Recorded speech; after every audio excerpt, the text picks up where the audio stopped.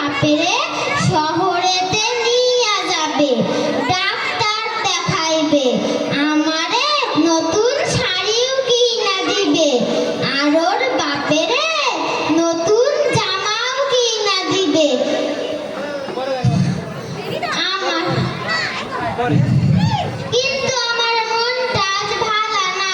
ছাত্ররা নাকি তাদের অধিকারের জন্য আন্দোলন করছে। আমার মনটা কেমন আনচান আনচান করতেছে। এটা কি গাড়ি না? আমাগো গ্রামে এত বড় গাড়ি। ও বুঝছি, মাস্টার সাহেব বলেছিলেন লেখাপড়া করে যে গাড়ি ঘোড়ায় চড়ে সে। আমার সওয়াল মনে হয় আমারে একটা খুশির সংবাদ দিব। কিন্তু এত মানুষ কেন? আপনারা কারা? আপনারা কথা কান নাই কেন? ও সাইদে